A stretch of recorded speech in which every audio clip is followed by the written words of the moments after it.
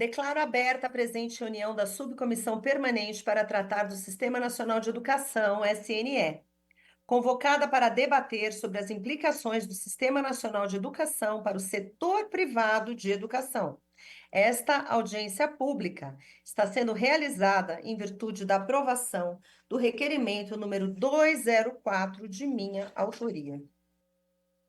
Passo a ler os procedimentos a serem adotados na condução dos trabalhos.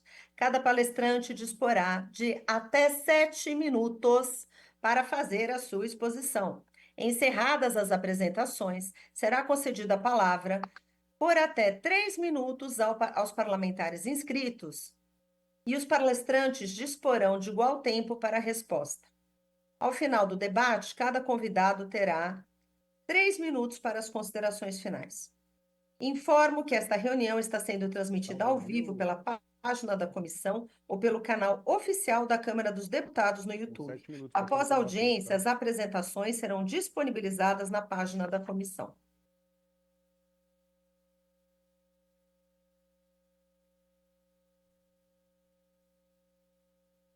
Passo agora o registro dos convidados que participarão desta audiência pública, aos quais faço um especial agradecimento. Professor Maurício Holanda Maia, que é secretário de Articulação Intersetorial e com Sistemas de Ensino do Ministério da Educação. Senhor Diego Munhoz, representante da Federação Nacional das Escolas Particulares, FENEP. Gonzalo Lopes, que é executivo da Associação Brasileira de Educação Básica de Livre Iniciativa, ABREDUC. Irmã Marisa Oliveira de Aquino, diretora nacional da Associação Nacional de Educação Católica do Brasil. Senhor João Paulo Bachur, que é assessor de Relações Institucionais do Sindicato das Mantenedoras de Ensino Superior. Senhor Alisson Massotti, professor da Associação Brasileira de Instituições Educacionais Evangélicas. Senhor Bruno Coimbra, representante da Associação Brasileira das Mantenedoras de Ensino Superior, ABMS. E professora Elizabeth Guedes, que é presidente da Associação Nacional das Universidades Particulares, ANUP. Para fazer a sua exposição, passo a palavra por até 7 minutos. Iniciarei com o senhor Diego Munhoz. Eu quero fazer uma solicitação aqui, até porque estamos todos remoto, que vocês mutem os microfones, por favor, para não dar interferência. A importância dessa audiência de hoje, como já foi explicado, estamos debatendo na Câmara dos Deputados o Sistema Nacional de Educação e a questão toda é como a gente preserva, a gente consegue qualidade, equidade, e a gente concilia isso com liberdade, capacidade de inovação do setor privado, não interferência. Então, esse debate é para a gente trocar ideias sobre o tema. Então, para fazer a sua exposição, eu passo a palavra por até 7 minutos ao senhor Diego Munhoz, que é representante da Federação Nacional das Escolas Particulares, FENEP. Seja bem-vindo, senhor Diego, e eu passo a palavra para você. Você está mudo. Obrigado, deputada. Eu até vou agradecer, mas eu creio que nós tínhamos combinado ali no início para a irmã Marisa fazer a apresentação primeiro. Se não tiver problema, eu ia passar a minha vez para que a irmã Marisa começasse a exposição, senão eu começo. Vocês vão fazer a apresentação juntos? Eu não estou sabendo. Não. Não tem problema nenhum. Então, tá tudo certo. Então, eu vou passar a palavra, então, para a irmã Marisa. Vocês são da mesma instituição? Não, não. Tá, então eu vou passar Marisa... primeiro a palavra para a irmã Marisa, não tem problema nenhum. Irmã Marisa Mari Oliveira de Aquino, que é diretora nacional da Associação Nacional da Educação Católica do Brasil. Seja bem-vinda, irmã Marisa, por até 7 minutos. Obrigada, saudações a Vossa Excelência, senhora deputada federal Adriana Ventura. Obrigada pela oportunidade, em nome dos meus pares, e nós decidimos a apresentação por escrito, que representa de fato o nosso modo de pensar em relação à propositura. E após, então, os demais colegas terão oportunidade de complementação e ou respostas. Eu peço à senhora Camila, por gentileza, que faça a apresentação do material que nós encaminhamos anteriormente para vocês. Acredito que foi a senhora Camila mesmo. Bem, nós discutimos, essa é a primeira? Ok. Então, eu falo em nome da ANEC, voltando, por favor, senhora Camila. Primeiro slide. Nós falamos aqui em nome da ANEC, da BIE, BMS, ANUP e FENEP. E nós apresentamos, então, nessa fala, o pensamento dessas instituições e, posteriormente, cada um poderá, então, abordar de forma mais específica. Sobre o Sistema Nacional de Educação, nós chegamos à seguinte conclusão. É a senhora Camila que vai fazer a transição do slide.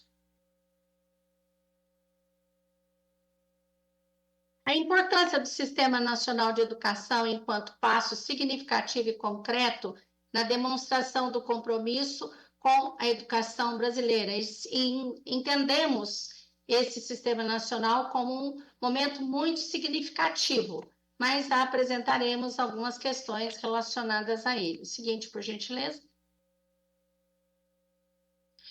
O Sistema Nacional, ele pode, na nossa percepção, alinhar e harmonizar políticas, programas e ações, promovendo uma gestão colaborativa.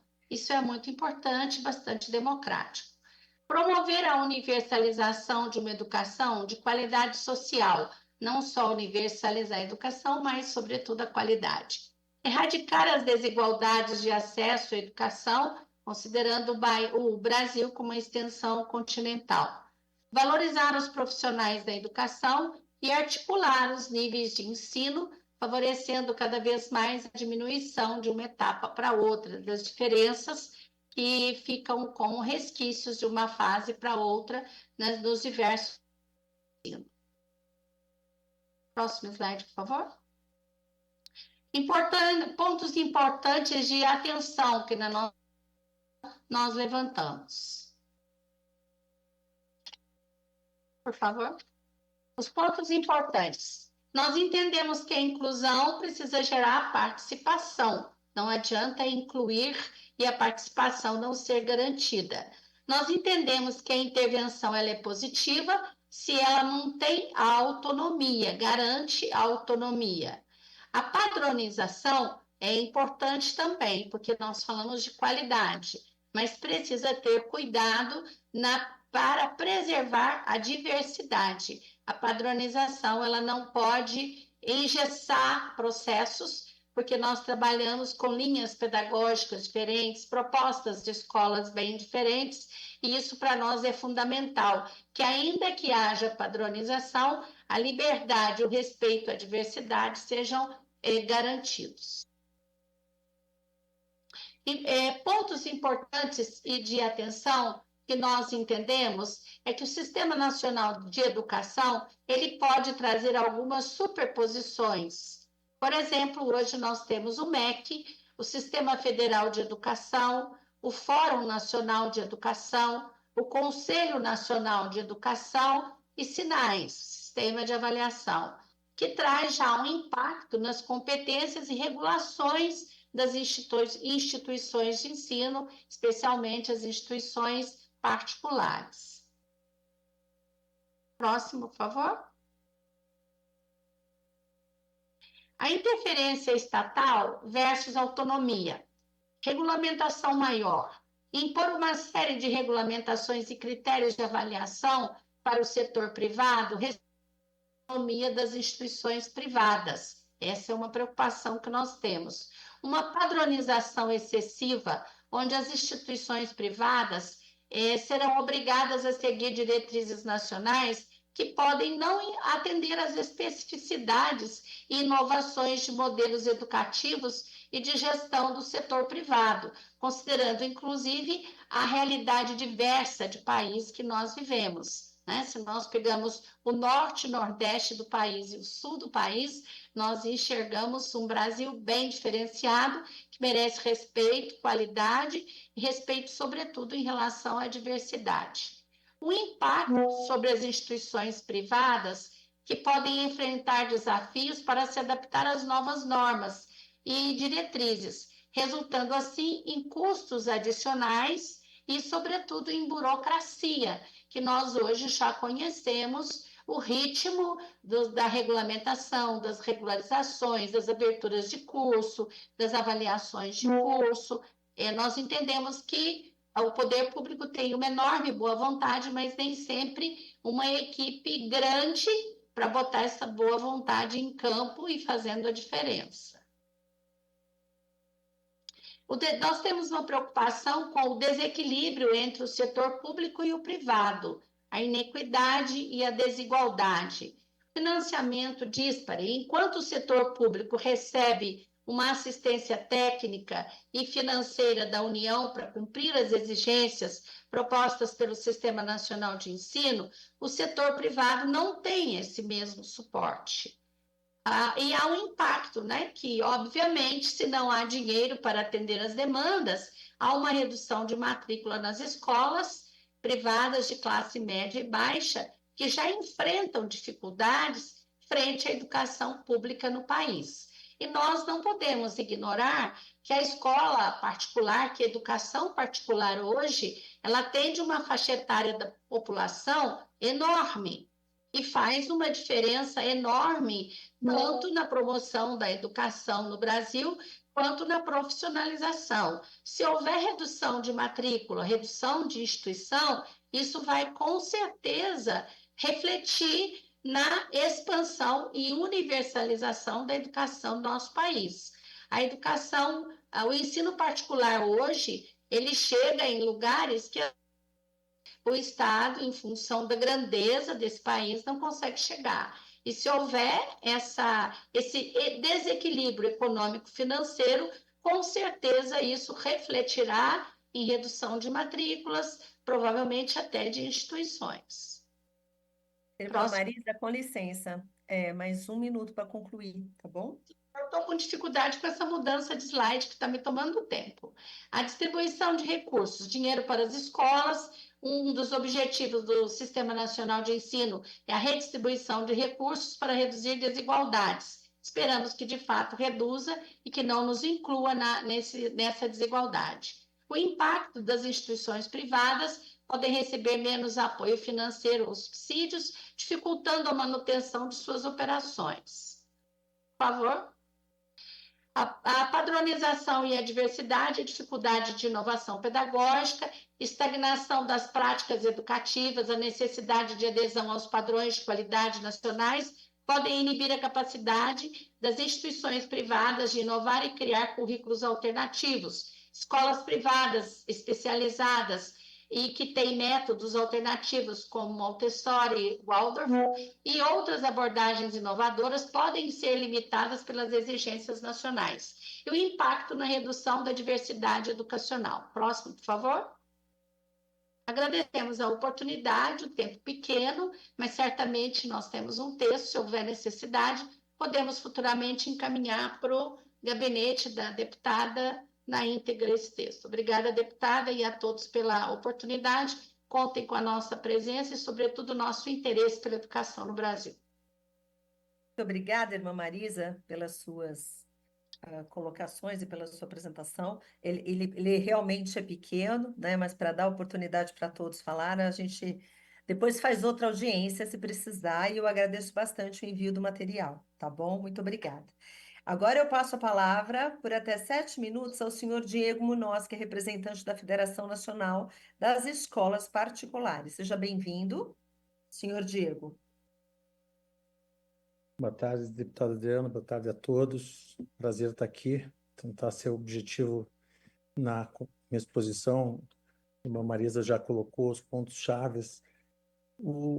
Acho que o ponto principal que eu queria destacar no projeto, deputada, é a linha do texto e a linha com a qual é escrito o projeto em relação a diferença que existe entre as instituições públicas, estatais e as instituições privadas. Como a gente tem falado em todos os foros, nós temos um jeito de trabalhar que é previsto constitucionalmente com autonomia, com liberdade, com regulação naturalmente, né?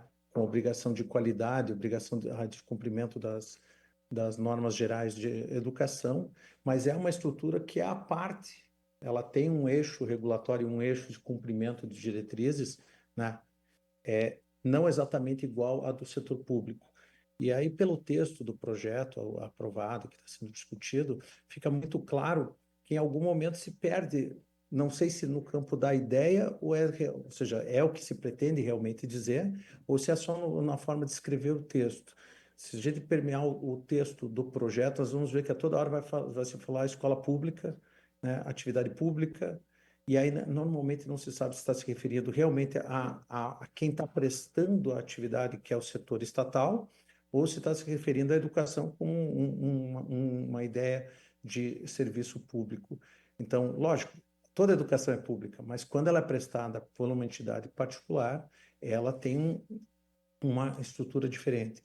E isso no texto talvez pudesse ser aprimorado, deixado mais claro que a maior parte do que está ali, e vem em bom tempo, o Pacto Federativo tem que ser aprimorado, a parte de colaboração e cooperação do Estado, principalmente a função redistributiva da União, ela tem que ser colocada mais clara com quem faz, como faz, quando faz. Eu acho que o texto está de bom tamanho nessa parte, mas nossa colaboração e nossa sugestão principal seria que o texto fosse refinado para dizer claramente que ele está voltado para esse escopo, para esse objetivo de estruturar o pacto federativo entre os entes federados e para a escola estatal, não para a instituição privada. Não quer dizer que a instituição privada esteja dizendo que não vai cumprir as normas de educação, mas este projeto do sistema, ele é importantíssimo para a estrutura estatal, mas ele não é, a não ser que a gente fosse discutir financiamento e repasse de financiamentos à estrutura privada,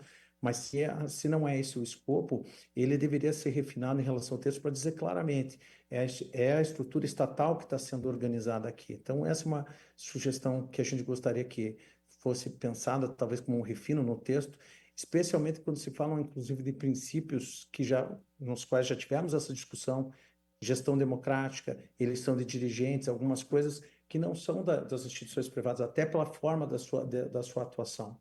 Ela não é que ela não ouça o seu corpo interno, mas ela não tem o dia a dia. Exatamente por isso que ela tem uma tratativa distinta.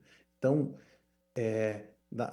aquela parte do texto que fala de zelar pela colaboração das redes públicas e privadas de educação, talvez tenha que ser um pouquinho mais aprimorado para deixar esta clareza de distinção nos sistemas. Existe também um outro ponto que nos causa um pouco de perplexidade em relação a isso. É o mesmo eixo, só que tem um ponto que nos preocupa, que é a palavra oferta. O texto inteiro do projeto fala de oferta, usa a terminologia usando a expressão oferta, e nos parece que quando o projeto foi criado, ele tinha a intenção de mapear, de organizar o público-alvo a ser trabalhado e qual seria enfrentado, com que recursos, de que maneira, com qual custo, aluno, qualidade, pelo setor estatal, não pelo setor privado. Mas essa palavra oferta, ela vem do início ao fim sem esta clareza do que está tratando. Então, também fica essa segunda sugestão nossa de que talvez fosse pensado só um refino no texto. E finalmente, ali quando chegamos no final, na parte da avaliação, no texto, aí sim, os sistemas de avaliação que estão sendo criados pelo sistema, eu acho que precisariam de uma discussão um pouco mais aprofundada. Existem sistemas de avaliação na educação básica, por exemplo, que já funcionam, eles precisam de aprimoramento, mas quando se coloca os sistemas de avaliação que estão neste projeto, nós vamos ver que os itens que são referenciados como itens que serão medidos para fins de determinar a qualidade da educação básica, eles são itens das instituições estatais, da escola pública, e não da escola privada. E aí, realmente, pode gerar um grande problema se nós apresentarmos indicadores ou sistemas de avaliação que levem em consideração, como está lá no final, lá no artigo 48, perfil de corpo docente, acesso e permanência, desempenho de gestor e a gestão da pública e da privada são distintas, o nível de equidade do financiamento, aí fica pior ainda, porque a equidade do financiamento é um princípio de financiamento da educação pública e não do setor privado. Então, talvez tenha tido esse desencaixe, não sei se também nesse item, mas esse olho do início ao fim do projeto para fazer esse destaque seria um grande aprimoramento que nós poderíamos trazer para o projeto. Da minha parte, eu agradeço o tempo aí depois para o debate, mas esses eram os pontos que eu pensei em destacar, que julgo extremamente importantes, especialmente para o setor privado. Anotei todos os pontos. Agradeço ao senhor Diego Munoz pelas suas contribuições e passo a palavra agora ao senhor Gonzalo Lopes, que é executivo da Associação Brasileira da Educação Básica de Livre Iniciativa Abriduc.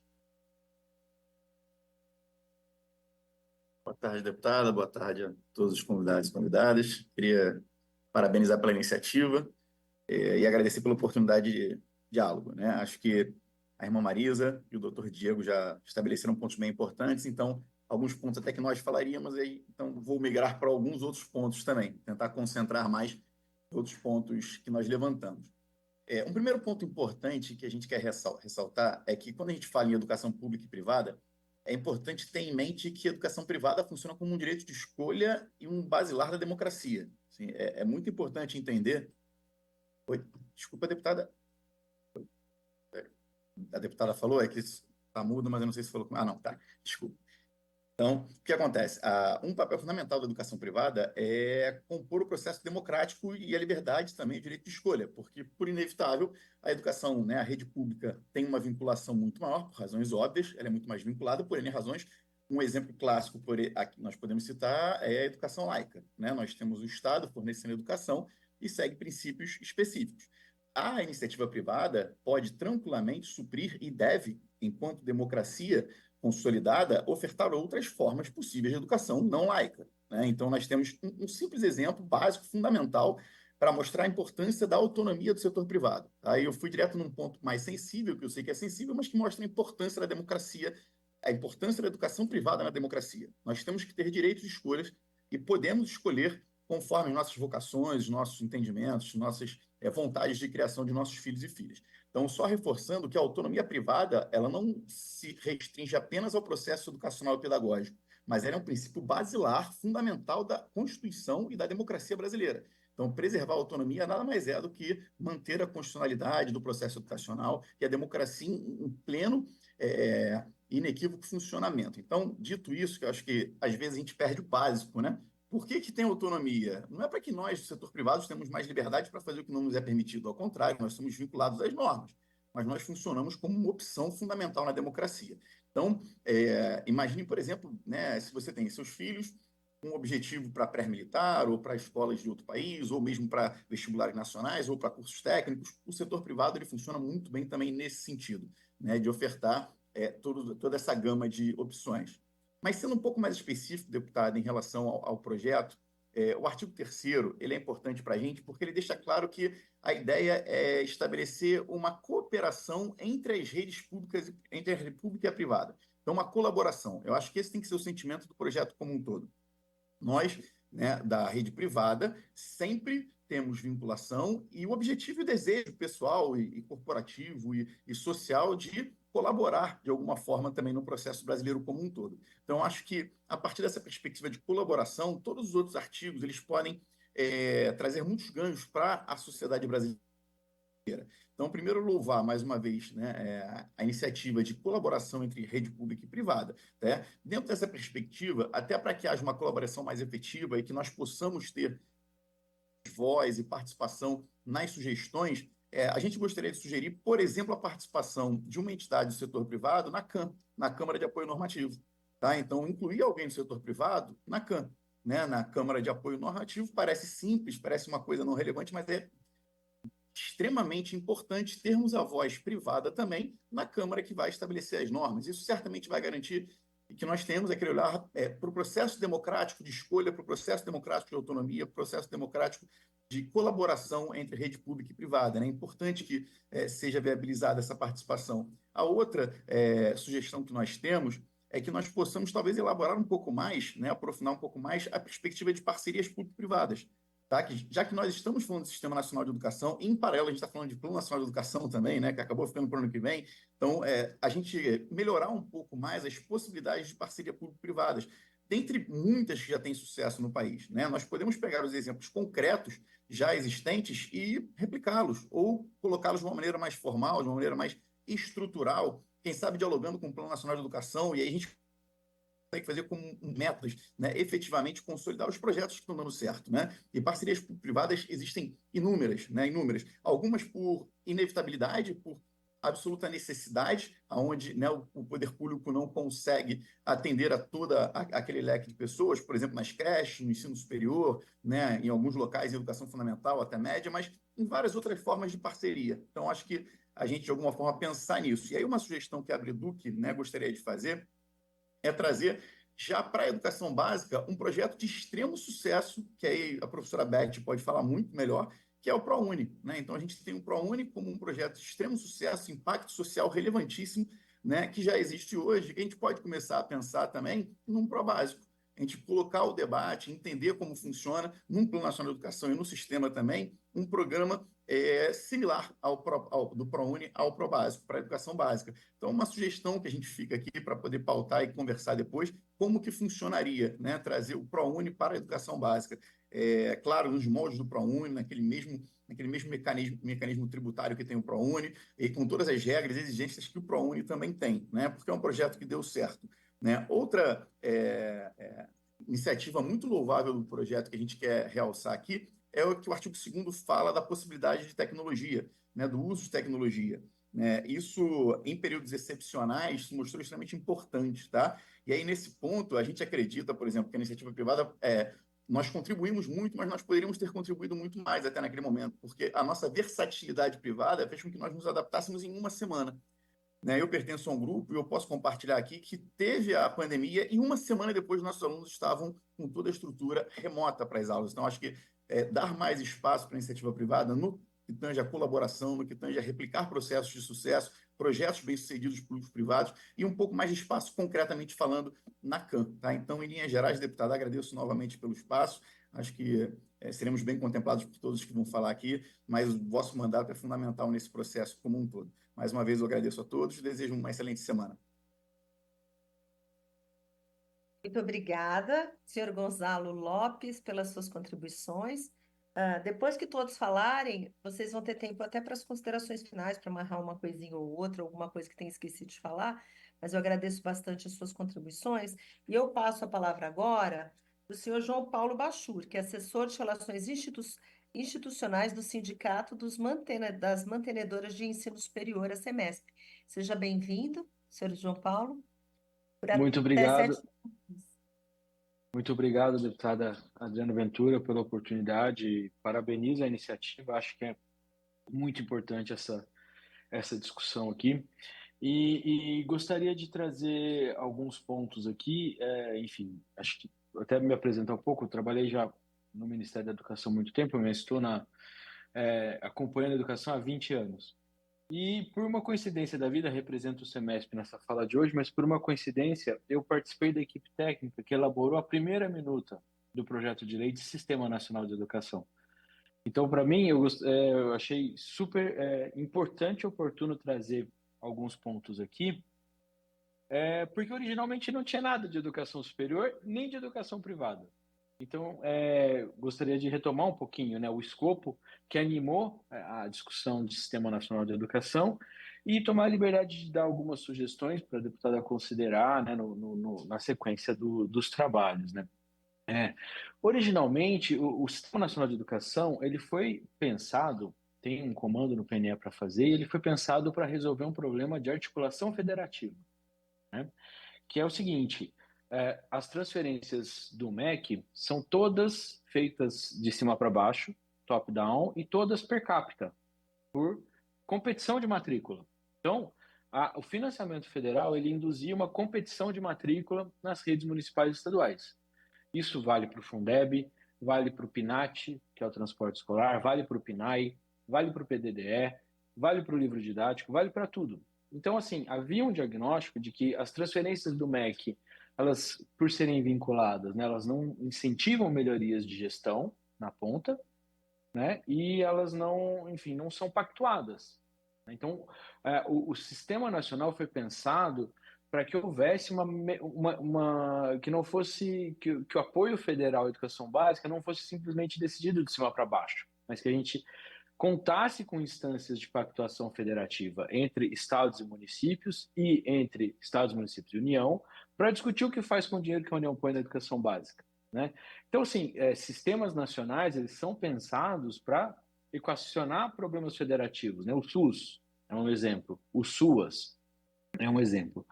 Então, foi com muito espanto que eu vi como esse projeto foi evoluindo e absorvendo temas que não tem nada a ver, né? Originalmente, eles foram pensados para financiar a educação básica pública. Esse projeto de lei foi pensado só para isso. E aí agora a gente tem, né, a CAN, que não estava, a avaliação da educação profissional nos moldes dos sinais, e, enfim, financiamento de ensino superior. O diagnóstico que talvez explique um pouco isso foi uma leitura um pouco, vamos dizer, um pouco acadêmica de que se é um sistema nacional tem que falar de tudo. Tem que falar da educação básica, pública, privada, tem que falar do ensino superior, tem que falar da educação profissional. E eu acho que, na verdade, o grande ponto é a gente se perguntar qual o problema que a gente quer resolver com esse projeto de lei, para ele não criar um problema novo, né? A gente tem uma agenda a ser enfrentada na educação superior, que envolve discussão de marco regulatório da EAD. A querida amiga Beth Guedes, que está aqui, sempre fala também sobre a questão de agência reguladora, se vai ter ou não vai ter. Existe uma agenda, claro que existe uma agenda legislativa, inclusive, para a educação superior, pública e privada, autonomia das federais e tudo mais. A questão que a gente tem que se perguntar é se se a gente ganha somando tudo isso na discussão do Sistema Nacional de Educação.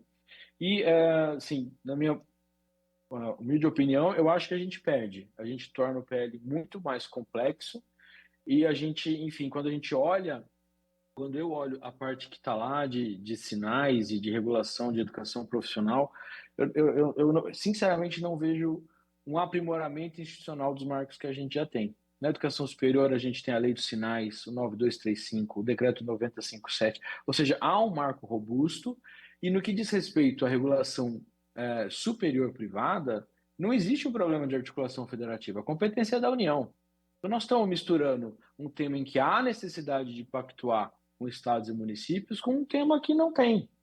E na discussão de educação básica privada, nós temos os conselhos municipais e estaduais de educação e que, na verdade, são financiados pelo pagamento de mensalidade. Então, eu acho que a gente ganharia se a gente mantivesse o foco nesse problema que a gente quer resolver. O problema que a gente quer resolver é o seguinte: nós temos a complementação da União, que vai, sei lá, na casa de 30 para 40 bilhões, mais os 120 bilhões de orçamento de salário e educação que são administrados pelo FNDE. Como é que a gente faz com que haja um melhor planejamento do gasto do investimento público em educação básica pública para que a gente resolva problemas que são né, patentes na educação básica? Por exemplo, o financiamento de transporte e merenda na região norte, claramente o per capita da União não financia, não custeia. É preciso equilibrar e ajustar para que a gente consiga fazer um apoio um pouco mais efetivo. A gente precisa ter o envolvimento de estados e municípios no planejamento e no combate, por exemplo, à evasão do ensino médio, né? Isso é uma forma, inclusive, em que a gente vai ter mais egressos que vão chegar no ensino superior. Mas eu acho que a gente perde foco e mistura assuntos muito diversos quando a gente se deixa levar só pelo aspecto literal da palavra sistema nacional. Eu acho que o que a gente está falando aqui é de como dinamizar e articular o regime de colaboração que está no 211 da Constituição, mas restrito à educação básica pública. Eu acho que se a gente saísse com esse encaminhamento, a gente teria um projeto com mais foco, com maior capacidade de tramitação e que seria, na minha opinião, mais efetivo para a educação básica pública brasileira. Muito obrigado, deputada. Muito obrigada, senhor João Paulo, pelas suas contribuições. É muito interessante ver essa construção, essa história que você traz é interessante, até para a gente reavaliar, né? Eu acho foi muito importante a tua contribuição, né? Então, por favor, eu quero pedir que você aguarde um pouco, porque teremos considerações finais. Obrigada.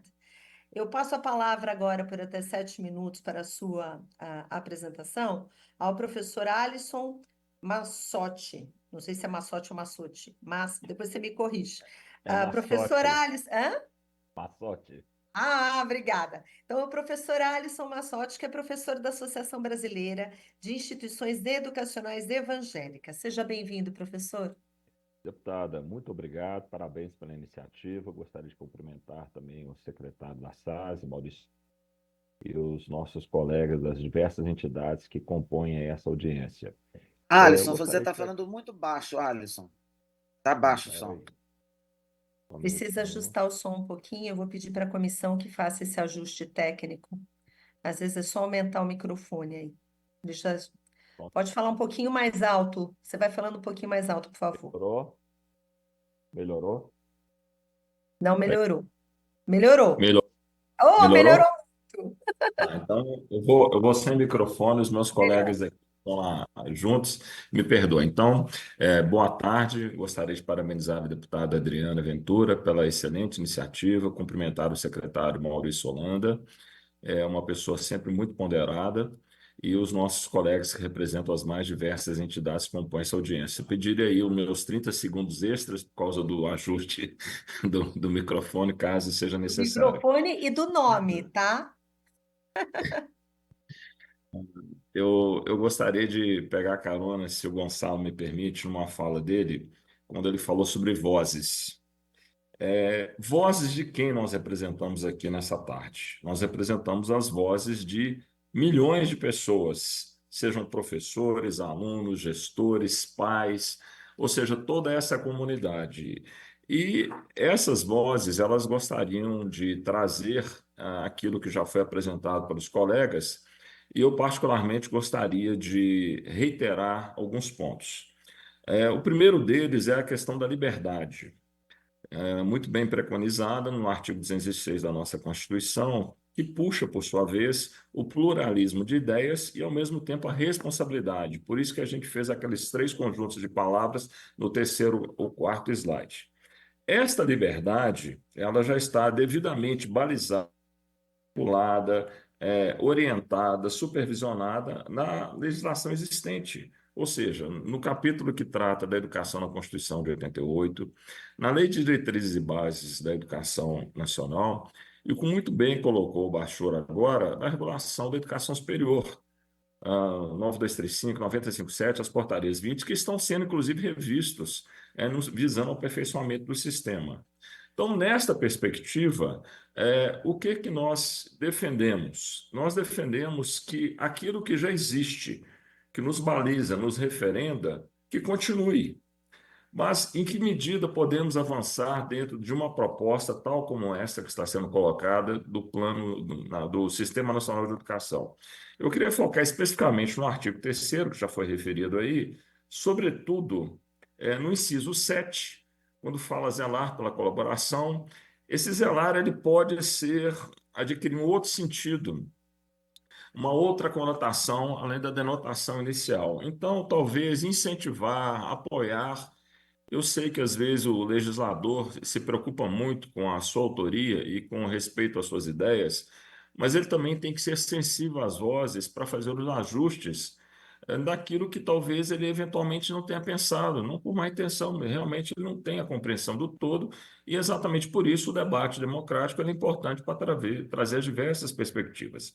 E um outro ponto, esse sim, fundamental, estratégico para nós, é o inciso 17 do mesmo artigo, quando ele fala avaliar e regulamentar a oferta do setor público e do setor privado. Olha, a regulamentação, a avaliação já está posta. Então, se há uma especificidade para o setor público, seja por os repasses por meio do cálculo do VAR, etc., as especificidades regionais, como foram muito bem colocadas, o transporte da região amazônica é completamente diferente do transporte na região sudeste, tudo bem. Mas que isso não inclua o setor privado, porque ele já é regulado, tanto na educação básica quanto na educação superior, seja por meio dos conselhos estaduais de educação, dos conselhos municipais de educação. Minas aprovou semana passada, eu agora sou membro do Conselho Estadual de Educação, uma resolução para criar os sistemas municipais de educação por adesão. E olha que Minas são 853 municípios. Então, nesta perspectiva, seria prudente que o artigo 3º fosse revisitado e que houvesse uma particular atenção no inciso 7, que é um ajuste pequeno, entendemos, mas o inciso 17, esse precisa ser revisto. Então, esse é um ponto. O outro, nós tivemos o lançamento, o ano passado, pelo nosso ministro Camilo Santana, do programa Pé de Meia, para incentivar a permanência dos alunos no ensino médio, das escolas públicas. Nós não podemos fazer essa distinção entre o aluno que estuda numa escola pública e um aluno que estuda numa escola privada, por exemplo, como bolsista, dentro da lei de filantropia. Ele é tão cidadão brasileiro quanto o outro, ele não é menos cidadão brasileiro. E por que que nós não podemos incentivar esses alunos? Porque eu trabalho numa instituição filantrópica, nós damos bolsas, mas esse menino, ele come, ele tem material escolar, ele tem merenda, ele tem uma série de outras coisas. Então, nós não podemos criar um cidadão A e um cidadão B, nós temos que manter o cidadão brasileiro. Então, do mesmo jeito que existem programas de apoio como o ProUni para a educação superior, endossando a fala do nosso colega Gonçalo, por que não pensar nisso? E vamos avaliar em função dos resultados, com compromisso, porque o dinheiro é público, é do cidadão brasileiro, do contribuinte brasileiro. Então, essas seriam as nossas considerações, na expectativa, e mais do que isso, na esperança de que os ajustes sejam feitos em prol não de um grupo ou de outro, mas em prol da educação brasileira como um todo. Eram essas minhas palavras. Muito obrigado. Muito obrigada, professor Alisson Massotti, pelas suas contribuições. E eu quero agora passar a palavra para o senhor Bruno Coimbra, que é representante da Associação Brasileira de Mantenedoras de Ensino Superior, ABMS. Seja bem-vindo, Bruno. Muito boa tarde, deputado Adriano Ventura, da pessoa de quem cumprimento os demais parlamentares que se envolvem com a causa educacional. Grande felicidade ter na deputada Adriana Ventura essa ponte com a sociedade para essas discussões de máxima relevância, como é o Sistema Nacional de Educação, Educação à Distância, o FIES, o ProUni e tantas outras discussões. Eu vou pedir licença aqui também, cumprimentar na pessoa da irmã Marisa Aquino, os colegas que estão aqui hoje nessa tarde discutindo conosco o Sistema Nacional de Educação. E para mim foi particularmente, deputada, vou ficar aqui até para situar um pouco a minha fala, a ABME, de mantenedoras de ensino superior. Portanto, a fala do Dr. Bachur sobre ali a gênese do Sistema Nacional de Educação, ela parece explicar bastante quando a gente, também na fala do professor Alisson, a gente parece enxergar algumas até distorções, se me permite a palavra, quando há esse encaixe, tentando fazer com que coubesse no Sistema Nacional de Educação algo que não lhe parece próprio. Uma das evidências que eu peço a licença aqui para trazer a público, e também a todos que estão nos assistindo aqui nas redes, é que, especificamente sobre a educação superior, tem uma cópia quase que literal do que está previsto no nosso Sistema Nacional de Educação. É a literalidade, e aí em outros fragmentos do Sistema Nacional de Educação, algumas menções às instituições privadas que também parecem não se encaixar perfeitamente. Então, a fala do Dr. Bachur aqui, e toda a explicação da irmã Marisa também, que dá essa tonalidade que torna possível a gente apreender o que de fato é o objetivo,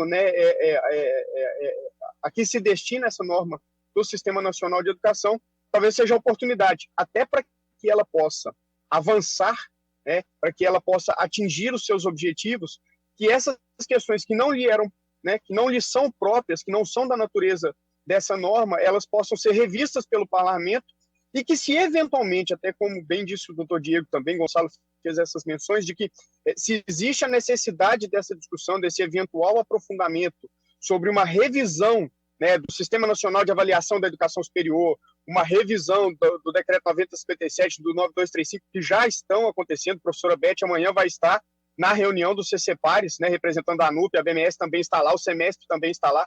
Nós estamos rediscutindo, como toda política pública precisa, né, de aprimoramentos e revisões a partir de diagnósticos que nós já temos a respeito do Sistema Nacional de Avaliação da Educação Superior dentro do Sistema Federal de Ensino, do qual nós fazemos parte. Então, até quando se debruça sobre o Sistema Nacional, há o Gonçalo fez essa observação em relação ao ProUni, haveria até eventual dificuldade de se atrair o ProUni, o FIES, o sistema, né, que o professor Alisson também mencionou aqui, das instituições filantrópicas que têm certificação beneficente de assistência social.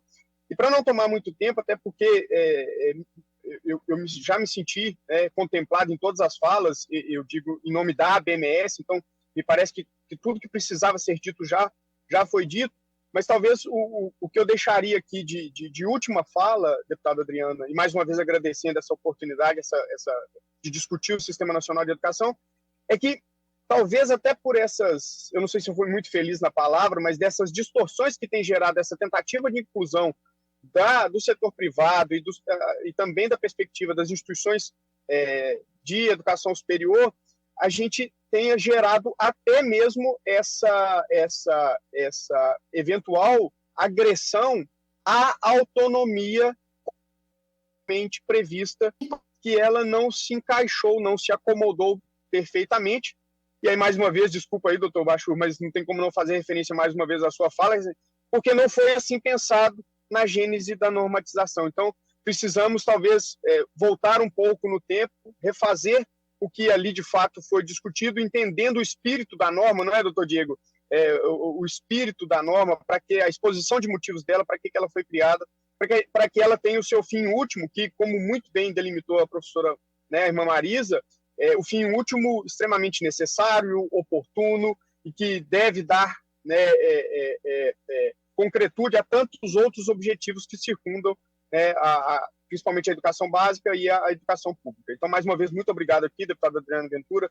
Trago aqui o abraço em nome do professor Celso Nisquier, da BMS, de todos os associados da BMS, e estamos dispostos a discutir, a contribuir para que essa lei tenha o seu objetivo atingido. Então, muito obrigado mais uma vez e um abraço a todos que estão aqui. Muito obrigada, Bruno, pela sua contribuição, né? Estamos juntos em várias frentes, então é muito bom poder contar com vocês da BMS. Contem comigo também. Muito obrigada. E quero pedir, inclusive, a todos que vocês fiquem muito à vontade de mandar essas sugestões pontuadas, impactos, implicações dos artigos, dos problemas. O meu gabinete está super aberto e também a subcomissão do Sistema Nacional de Educação na Comissão de Educação da Câmara dos Deputados. Eu acho que é muito importante essa contribuição, até para a gente deixar o registro, né? E bem como as apresentações que foram feitas estão todas disponíveis já na página da comissão. Agora eu passo a palavra para a professora Elizabeth Guedes, que é presidente da Associação Nacional das Universidades Particulares, ANUP. Seja bem-vinda, professora Beth.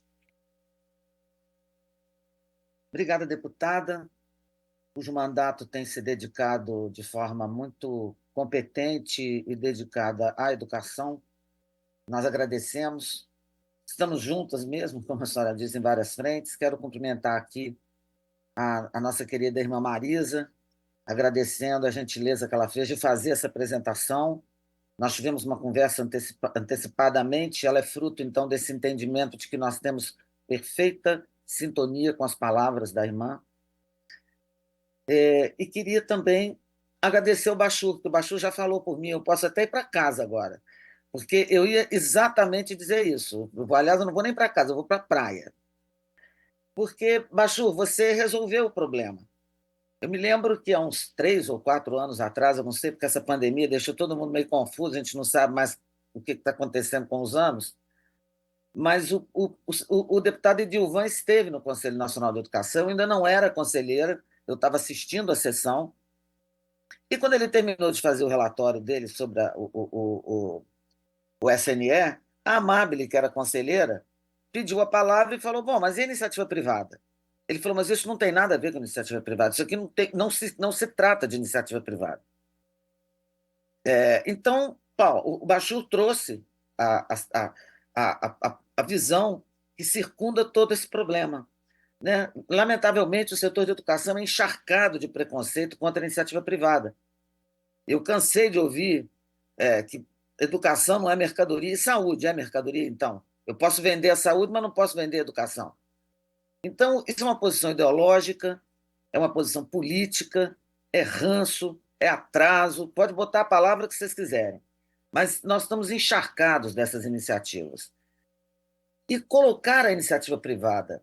Quer dizer, a questão é assim: o Sistema Nacional de Educação ele fala de cooperação, fala de colaboração, fala de inclusão, fala de equidade e fala dessa articulação necessária, desse pacto federativo que precisa ser feito justamente nesse ponto que o Bachur falou, para evitar a concorrência, a competição. Então, São Paulo tem muito dinheiro, Pará não tem dinheiro nenhum.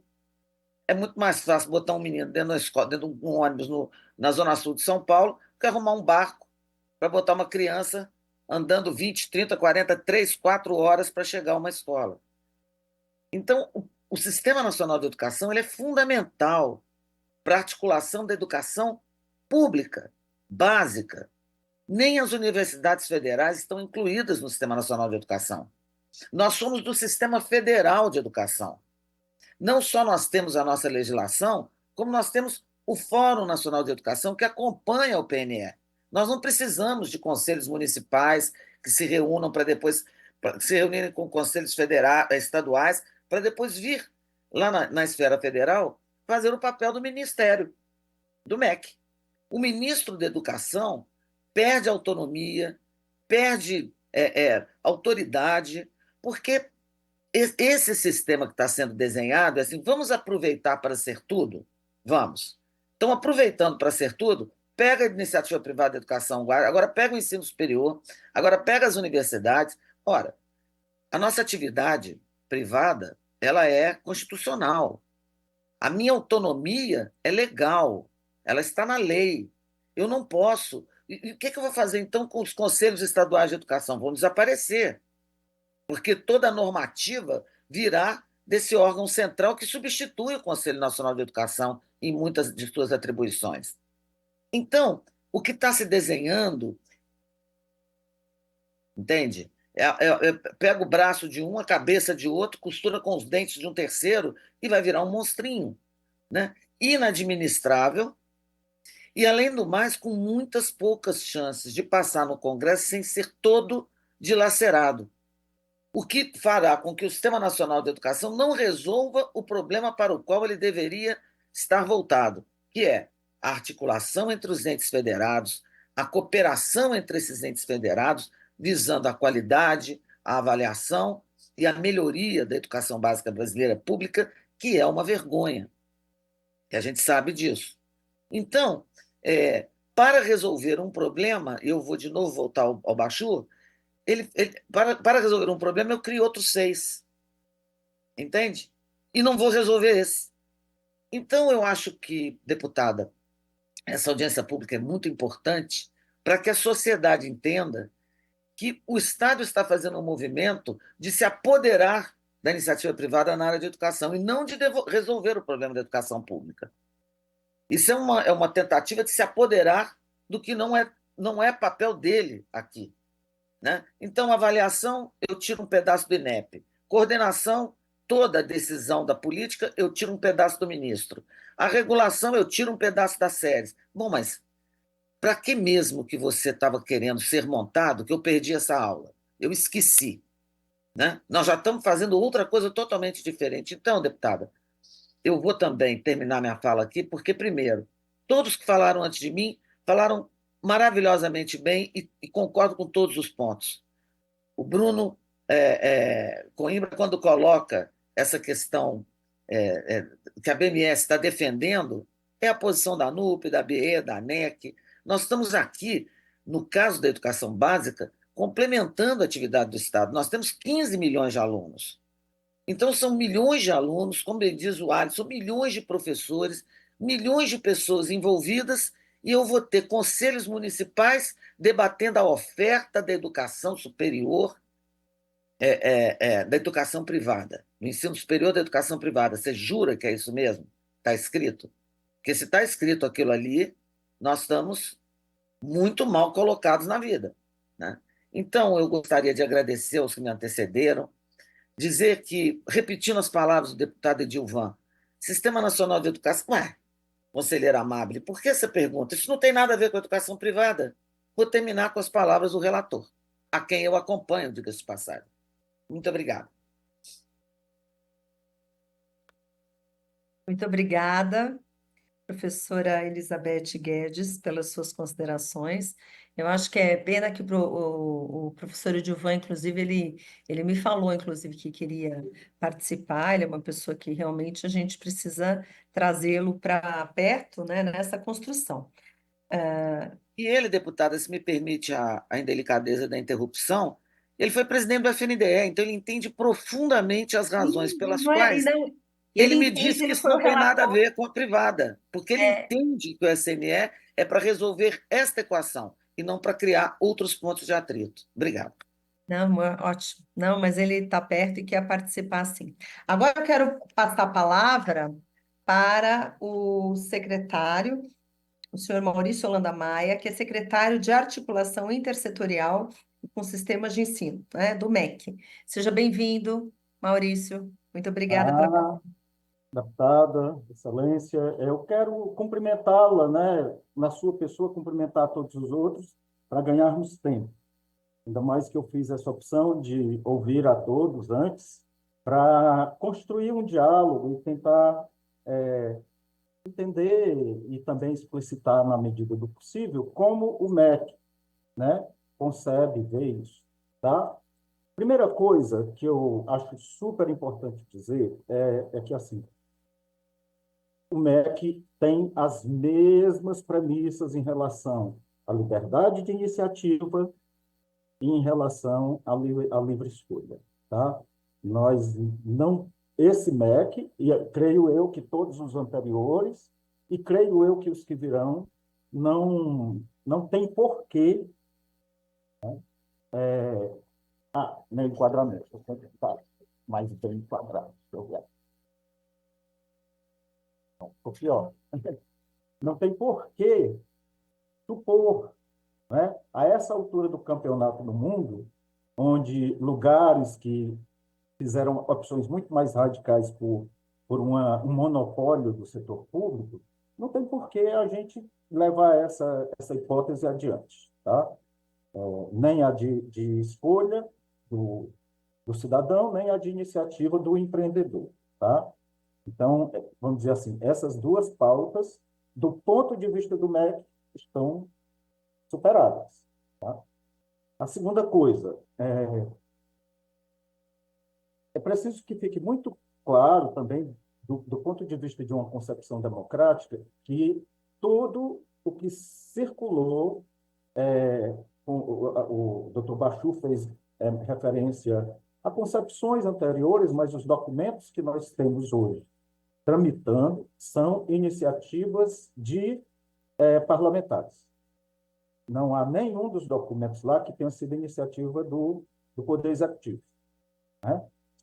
E o que nós temos hoje como configuração da tramitação nós temos um relatório feito pelo deputado Edilvan, numa construção muito conversada com a proponente do PL na Câmara, do PLP, que era a deputada Dorinha, à época,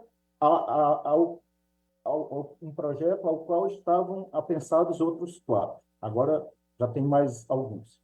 E temos uma proposta que veio do Senado e que, pelo rito regimental, ela passa a ser o projeto principal. E não só isso. Vai caber à Câmara aceitá-lo integralmente ou fazer modificações e que ele volte para o Senado, né? Que eu acho que é o que acontecerá e deverá acontecer, tá?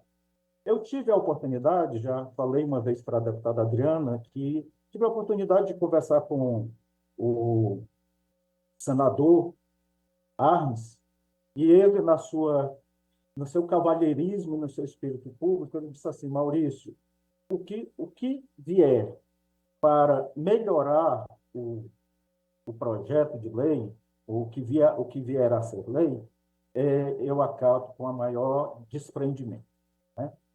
Então, esses são os elementos, né? Agora, para também não, vamos dizer assim, não escapar do debate, eu vou explicitar a visão do MEC, tá? A visão do MEC representada hoje pela secretaria que está na minha coordenação, né? A primeira coisa, tá? Na nossa opinião, esse conceito que o Dr. Bachur qualificou como talvez um conceito acadêmico, que não dialoga com a realidade, eu acho que, do ponto de vista de uma lei, né, de uma lei complementar, a gente precisa considerar o valor desse conceito. Assim, estamos estabelecendo um sistema nacional, e um sistema nacional não pode ser apenas se resumir ao sistema público. O provimento privado ele é tão nacional quanto o público, assim como no SUS o provimento por hospitais e clínicas particulares também integram o sistema SUS, né? A segunda coisa é que, e aí eu também disse isso para o senador, eu disse assim, eu acho que esse projeto, ele peca, vamos dizer assim, ele peca ele adentra muito a educação básica pública, e aí nesse sentido, ele é muito profundo, mas ele é muito pouco extenso, porque ele nem leva em consideração a educação superior pública e nem leva em consideração os seus correlatos de nível superior e de nível básico, né? Como Beth disse, nós temos no Brasil 15 milhões de matrículas no setor privado, né?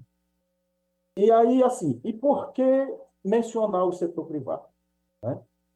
Em relação ao ensino superior, a pergunta que eu me faço e que nós nos fazemos é aqui: o setor privado prefere dialogar com um decreto, vamos dizer assim, discricionário do presidente que estiver no mandato hoje, ou pode pensar em se proteger da discricionariedade, estabelecendo também pontos que estarão numa lei e não na cabeça do presidente de plantão, que, por sua vez, lidará com o secretário ou a Secretaria de Regulação, e aí sai um decreto, sai uma instrução normativa, sai uma portaria, assim, assim, assim.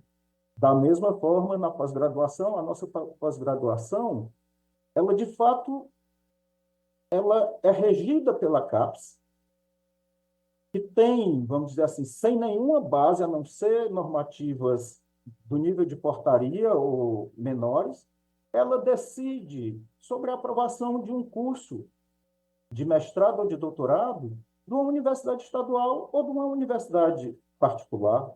Como assim? Porque a CAPES foi criada em 1937 pelo presidente Getúlio Vargas e não vai ser nunca desalojada desse papel de legislar sobre a pós-graduação no país, estrito sensu, sabe? São coisas para a gente se perguntar também, né? Do ponto de vista federativo, eu, lá do Ceará, vamos dizer assim, eu registro o meu repúdio a que uma Universidade Federal do Ceará não possa abrir um curso se não for aprovado pela CAPES. Que federalismo é esse, né? Mas, bom, então eu estou colocando duas coisas. A precariedade da regulação e de quem regula o setor privado no nível superior, tá? Eu acho que no nível básico,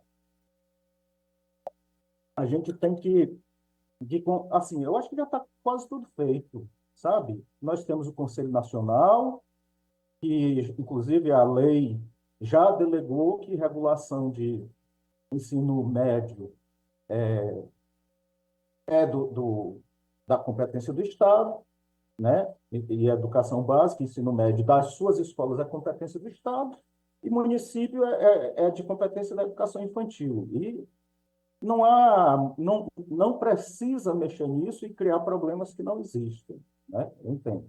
Agora, eu preciso, do ponto de vista de alguém que tem toda uma história na educação pública, muito embora sem qualquer preconceito pelo setor, pela iniciativa privada, eu preciso registrar o seguinte: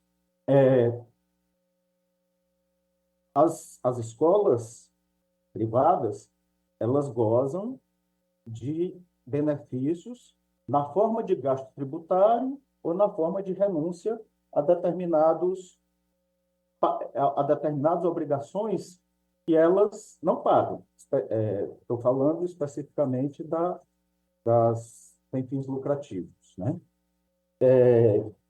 Vou pedir mais um tempinho, né? A qualidade da escola privada, ela precisa ser posta em questão se nós queremos um Brasil melhor. A gente tem, claro, escolas de elite que têm muito boa qualidade e, de certa maneira, quando a gente fala da escola privada, a gente fala pensando nelas, quando, na verdade, elas já estiveram, né? Mas a gente também pode provocar uma pergunta assim: quando eu comparo a escola privada brasileira com a escola pública alemã, qual é a qualidade da escola particular brasileira, né? O PISA diz assim: olha, o Brasil não está bem nem na escola particular, né? Do outro lado, eu quero fazer uma referência assim, a forma, eu sei que ela é sempre assim enfática, da Beth, de dizer que a escola pública é uma vergonha. A escola pública é um herói envergonhado, porque nós temos muito o que fazer para que a dignidade da educação pública seja para todos. Mas se a gente olha em 20 anos o que esse país fez em termos de educação pública, e principalmente assim, em trazer para dentro da escola quem não estava, e o Bachur sabe disso, o primeiro momento de trazer as pessoas para dentro da escola é assim: é que eu estou trazendo os que têm mais dificuldade. E eu vou ter que lidar com crianças mais vulneráveis, né? com praticamente, às vezes, os mesmos recursos. Segundo, né? O nosso déficit de qualidade na escola pública não é um déficit porque eu só comecei a aplicar recursos maiores na educação pública a partir de 97 com o Fundeb. Nosso déficit de educação pública, que faz com que não seja justo nos comparar com a OCDE, é que os países da OCDE começaram a organizar os seus sistemas no final do século XIX ou no começo do século XX. Então, não é razoável cobrar da educação pública que ela, como se faz costumeiramente, que ela não é tão boa quanto a OCDE, quanto a Finlândia, quanto a Alemanha, quanto isso, quanto aquilo, né? A gente pode, sim, se comparar no momento, de maneira razoável, com Chile, com Argentina, com México e, sei lá, com Colômbia, né? Não quer dizer de jeito nenhum que nós estamos satisfeitos com isso, mas quer dizer que a forma como a gente se refere precisa ser sempre começando com assim: olha, o Brasil avançou muito, mas, né? Porque a gente está cansado, sabe? Quem trabalha com a escola pública está cansado de só levar na canela, né? Então, essas são as minhas considerações iniciais, depois de a deputada conceder generosamente 2 minutos ou 3. Eu acho esse um diálogo muito importante, essas audiências ficam gravadas e, sobretudo, o que vier a ser decidido, será decidido no Congresso, tá? Nós tentaremos fazer incidência naquelas partes que nós consideramos valiosas, mas para nós é muito claro. Está no Congresso e será decidido no Congresso, tá? E muito obrigado, deputada, e muito obrigado a vocês pela presença e audiência.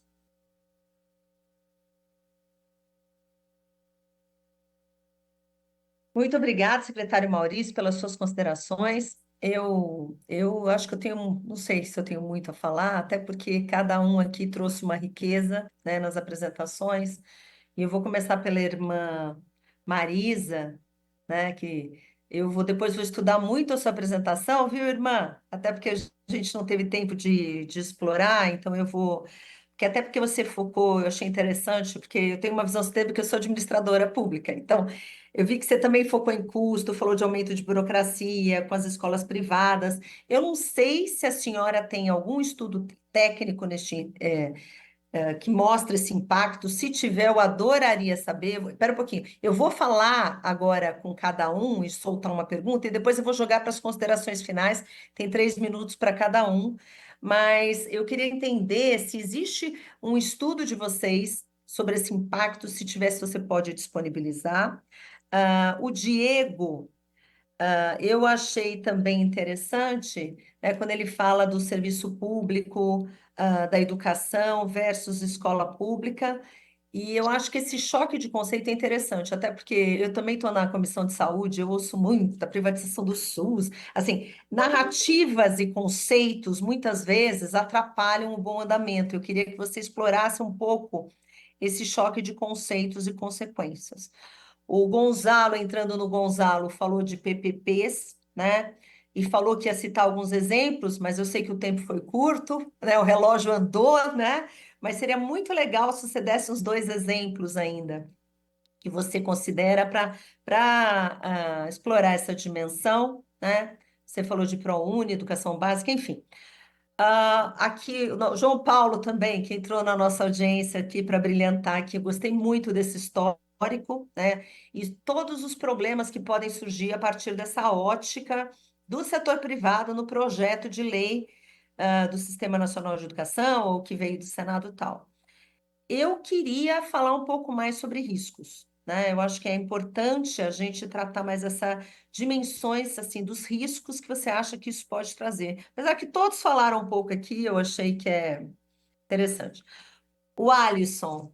Então, o Alisson, eu gostei também do pontuar de artigos, a questão das vozes, você foi muito preciso em relação a artigos e incisos. Eu queria, assim, não sei. A minha preocupação, e essa é a pergunta que eu devolvo para você, é como é que a gente garante essa liberdade, essa autonomia da escola privada no âmbito do Sistema Nacional de Educação, que eu acho que é ah, a grande questão aqui, né? Agora, eu acho que tanto para você como também para o Dr. Bachur, é essas distorções, né, que falamos e que vários falaram aqui. Como é que a gente resolve essas distorções? Esse é o grande problema. O Bruno Coimbra aqui falou, né, das distorções. Falou que o projeto introduziu na área privada e superior. A ideia é fazer. Como resolve isso? Tira tudo que é superior e privado. Depois teve a fala do secretário Maurício também, que fez um contraponto em relação a isso. E para a professora Beth, eu acho que a grande questão da gente estar explorando isso e esse tema aqui, ter chamado uma audiência, né, com as entidades privadas, é justamente evitar esse monstrinho que você citou, e a gente está querendo evitar novos problemas, como você bem mesmo falou, né? E a minha pergunta vai na seguinte linha: de que maneira o setor privado pode auxiliar nessa articulação entre os entes federados? Até porque a gente vê que existe sim preconceito entre público e privado, infelizmente, tá? Até porque a minha linha é muito clara. E como é que a gente pode pensar em algo que auxilie, ou simplesmente esse projeto deveria excluir, né, o privado, o superior e ponto? E para o Maurício, o secretário Maurício, que está aqui com a gente nas audiências, tal, né? Ah, eu, respeitosamente, até porque a gente é bacana, porque a gente tem visões diferentes do mesmo tema, né? A gente tem algumas convergências, mas algumas visões diferentes. E eu acho sim que a gente deva comparar o Brasil com os países da OCDE. Sim, até porque a gente, assim, está entre o que, nona economia, oitava, nona economia mundial. O Brasil estava num processo de acessão ao OCDE que infelizmente foi interrompido, né? Mas ainda está num processo ali na filinha de espera. E eu queria que você explicasse melhor, porque se está fazendo um processo de acessão, e a gente estava discutindo outro dia avaliações internacionais, a importância de ter parâmetro, de ser comparável, então eu queria que você explicasse um pouco melhor isso, porque eu entendo que tem gente que já está há anos na fila, mas a gente, até pela posição que ocupa e querendo participar de boas práticas, que a OCDE para mim é isso, né? Países que comparam e trocam boas práticas, né? Agora, queria deixar a palavra aberta também para os senhores, para vocês também usarem, além dessas questões que eu trouxe, que vocês deixassem assim uma mensagem, até porque muitos parlamentares vão assistir essa audiência, tá? Então, eu queria que vocês falassem de uma maneira muito explícita, né? Se você, qual é a vantagem da implantação do SNE na ótica de vocês, se tiver, e o maior risco e como pode evitar esse risco? Eu acho que é um recado bom para os parlamentares até ouvir de uma maneira muito explícita as preocupações que vocês têm. Então, eu vou começar devolvendo a palavra. Secretário Maurício, o senhor tem prerrogativa como Ministério da Educação? Tá bom, vou te deixar por último. Beleza. Então vamos aqui, vou devolver a palavra por até 3 minutos, e daí a gente vai na sequência. É uma fala livre e eu agradeço bastante. Então vamos começar aqui com a nossa querida irmã Marisa Oliveira de Aquino, que é diretora nacional da Associação Nacional de Educação Católica do Brasil. Obrigada, deputada. Eu não sei se há um estudo, mas eu vou atrás, mas eu posso fazer um relato pessoal. Eu fui reitora de uma instituição, eu dei a entrada na abertura de curso, foram 2 anos e meio para o EMEC mandar a comissão, mandada a comissão, foram mais 2 anos para publicação no Diário Oficial. Eu fiz um investimento altíssimo e eu ando bem na linha, ficaria feio se eu dissesse para a senhora que eu burlo a lei, eu não burlo a lei. E eu fiquei 4 anos e meio esperando o Estado me dar licença para abrir os cursos, dos quais eu já tinha contratação, equipe técnica e tudo mais funcionando, e sempre que eu me remetia ao EMEC, a fala era a seguinte: precisa esperar a publicação no Diário Oficial. Então, a minha narrativa, essa narrativa que eu li não é minha, são de outros colegas que certamente passaram por essa mesma situação que eu passei. Quem já foi reitor, diretor, coordenador de curso, sabe a distância da presença da comissão, a gente até sabe o resultado, que a comissão é muito gentil, mas a demora para a publicação é imensa. Isso não é só na esfera do MEC, nas esferas estaduais também. Se dá entrada num regimento escolar, e esse regimento escolar começa o ano, e aí no dia que começa o ano letivo vem a respostinha, você está autorizada, né? Mas provavelmente deve haver um estudo, sim. E a nossa grande preocupação é a superposição de instâncias que já existem, que já são regulatórias, que é o MEC, Sistema Federal de Educação, Fórum Nacional de Educação, Conselho Nacional de Educação, os SINAIS, e na leitura total da legislação e da proposta do Sistema Nacional de Educação, a iniciativa privada ela é pouco contemplada. Se a senhora me dá licença, eu gostaria de dizer que nós atendemos 2 milhões de alunos hoje, juntamente com a BEE. A BEE, eu não sei quantos, mas a NEC atende 300 mil alunos hoje no Brasil gratuitamente. Nós temos a contrapartida fiscal, mas se o dinheiro da contrapartida fiscal, no nosso caso, e a BEE eu acredito também, o oferecer a educação gratuita não é só pela filantropia, é pelo nosso DNA, é pela nossa missão, é pela nossa existência. Então, se nós pudermos ser contemplados de alguma forma para contribuir ainda mais para a ampliação desses 300 mil, é esse o Brasil que eu sonho e é esse Brasil que eu gostaria que fosse considerado com os melhores padrões mundiais de educação. Obrigada, deputada. Muito obrigada, irmã Marisa, pelas suas considerações. E eu passo a palavra agora para suas considerações finais para o senhor Diego Munoz, que é representante da Federação Nacional das Escolas Particulares, FENEP. Obrigado, deputado. Eu queria começar dizendo uma coisa que talvez a gente tivesse que dizer desde o início. O setor público e o setor privado na área da educação, eles são os melhores parceiros, né, para promover esse direito constitucional à educação. E às vezes, realmente, não é que há preconceito, talvez até um grande desconhecimento dos números. A estrutura estatal ela não tem condições hoje, talvez um dia, mas eu acredito que não, né, de dar conta do dever que ele mesmo colocou na Constituição de promover a educação pública, gratuita e de qualidade, como todo mundo quer.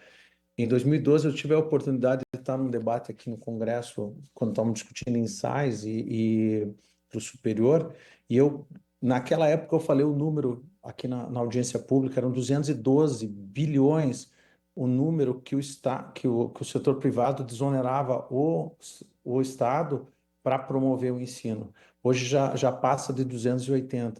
Então, nós somos parceiros. Talvez isso devesse acontecer um pouco mais, essa tratativa. Por isso que todas as falas disseram, nós não temos nada contra o sistema nacional naquilo que é o seu objetivo principal. Essa equalização do princípio colaborativo, redistributivo e tudo mais, é importantíssimo. Mas o projeto tem que ficar muito claro em relação, como eu falei ali, às suas nomenclaturas, ao seu conceito. Existem estruturas estatais e estruturas privadas, ambas prestam serviço de ensino. Existe oferta pública e existe autonomia do outro lado, né? Aqueles que não, por qualquer motivo, não vão à escola pública ou alguma estrutura que é não estatal, eles utilizam a rede privada pelo exercício do seu livre direito à autonomia. Então, essa equação de números ela é fechada dessa maneira. Com que a gente tem aqui que destacar essas questões de que no projeto, até quando o senhor Maurício ali, do MEC, colocou algumas questões, eu preciso pontuar que a situação de dizer que o ensino superior, a educação básica, será discricionariamente tem que se proteger para não ser discricionariamente regulada, é exatamente isso que nós pedimos. Na verdade, que isso não ocorra, né? Que ocorram princípios claros, e nosso princípio constitucional é o de autonomia. Só para dar um último dado, por causa do meu tempo aqui, deputada, né? E em relação à educação privada, eu tenho os números, tá? A educação privada fez o PISA, e dos alunos que participaram do PISA, 14,2% eram da escola privada. Os números da escola pública foram 379 pontos contra 472 da OCDE. Pegando só os alunos da privada, foi 456. Então, temos muito a alcançar, muito a correr atrás, mas a escola privada tem apresentado, tem mostrado o seu resultado também aí na mesa. Obrigado e agradeço o espaço. Muito obrigada, senhor Diego Munoz, pelas suas considerações. E passo a palavra agora ao senhor Gonzalo Lopes para as suas considerações finais. Boa tarde, deputada. Boa tarde a todos novamente. Eu queria pontuar duas coisas, e aí eu vou citar os... na verdade, dariam audiências públicas para cada um deles, mas assim, e muitas foram feitas por eles. Mas eu queria manifestar duas preocupações. Uma primeira preocupação é que quando nós chegamos ao ponto de ter que propor a participação da iniciativa privada na CAM, eu queria refletir um pouco mais sobre a própria proposta. Porque se nós propusemos isso, é que nós estamos sentindo que está havendo uma penetração sobre essa autonomia constitucional garantida. E, na verdade, essa proposta sequer deveria ter existido. que eu quero refletir é que, ao debater a inclusão do setor privado na CAN, inevitavelmente a gente vai estar debatendo o quanto que esse Sistema Nacional de Educação ele vai estar atuando sobre o setor privado. Tá? Então, é um debate inevitável, porque assim, é um debate que está se mostrando necessário. Esse é o primeiro ponto. Tá? E na hora que nós propusermos isso, todo mundo vai manifestar exatamente o desejo, porque se não vai promover nenhuma ingerência, então não precisa participar da CAN, mas aí vai ficar claro no projeto de lei inteiro que não tem nenhuma ingerência. Mas se realmente há pretensão de ingerência, aí tem que participar. E aí me preocupa o segundo ponto que eu quero comentar, que foi a manifestação do MEC, de que a educação tem que ser avaliada, de que realmente o setor privado tem que ter... E eu me preocupei um pouco. Devo admitir que gostaria de ouvir mais o MEC sobre isso. Se possível, o próprio secretário, no que ele entende que, de fato, a educação privada tem que ser melhor avaliada, tem que ser melhor monitorada. Eu fiquei um pouco preocupado, porque até aqui eu acreditava que, né, não havia essa necessidade. Até porque funciona constitucionalmente assim já há décadas e acredito que não haja grandes dúvidas. O doutor Diego muito bem pontuou a avaliação do setor privado. E até acredito que se realmente houver a necessidade de melhor avaliação, talvez seja para gerar a colaboração da lei, de nós agregarmos e, quem sabe, auxiliarmos a estrutura pública, que é gigantesca, né, que é enorme, né, com muitas vicissitudes, dificuldades para pegar um território que é continental, mas nós também estamos nesse continente como um todo. Então, eu volto aí agora para finalizar. Se realmente for falar em avaliação e outras parcerias, que aí o setor privado certamente terá muitos bons cases para auxiliar em todos os cantos desse país. Né? Nós estamos nos 27 estados, aí no DF, estamos em todos os espaços, né? E aí eu acho que eu queria só entender um pouco melhor, mas isso a gente vai entender na tramitação, né, deputada? Conforme a gente for entendendo a posição do governo, porque é parlamento, mas nós sabemos que o governo tem força no parlamento, muita força, e a gente vai poder entender de que forma que o governo está visualizando essa necessidade de avaliar em quê? Sobre o que? Oferta, matrícula, disponibilidade de vaga, qualidade de ensino. O que a gente está... sinceramente, vou ficar ansioso para entender o que o governo está querendo saber nesse PL. E, por fim, vou citar os dois exemplos. Tá? Teriam vários. Assim, o ProUni não é o melhor para citar como parceria público-privada, mas é o melhor programa, talvez, para ser citado, por isso que eu fiz a referência ao ProBásico. Então, o ProUni, eu quero só realçar não como uma parceria público-privada, mas como um programa nacional de alcance e transformação e mudança completa de vidas, né? Pois a conselheira Beth pode nos dizer, mas um predomínio de mulheres negras, mães solteiras, sabe, que ingressaram pela primeira vez na faculdade, e inúmeros outros resultados. Mas citando dois programas, tem um no Rio, que é o PAA, tá? Que é aqui na cidade do Rio de Janeiro, que tem uns moldes um pouco do ProUni, mas que é uma parceria, e tem as EMEIs, por exemplo, lá em Minas Gerais, também, que são outro exemplo. Né? O Paraná, que agora está polêmico, que tem 2 anos, está caminhando para o final, está apresentando relativo sucesso nesse momento inicial, mas ainda é cedo para dizer, mas é um local a ser acompanhado, tá, deputado? Para entender como vai fluir. São Paulo agora também tem parceria, Rio Grande do Sul também tem, né? Minas, então existem muitos lugares. Mas para citar, o PA do Rio de Janeiro e o ESEMEIs lá, de Minas Gerais, se for para citar projetos que já tem mais de alguns bons anos aí para serem avaliados. Obrigado, deputada, desculpa passar do meu tempo.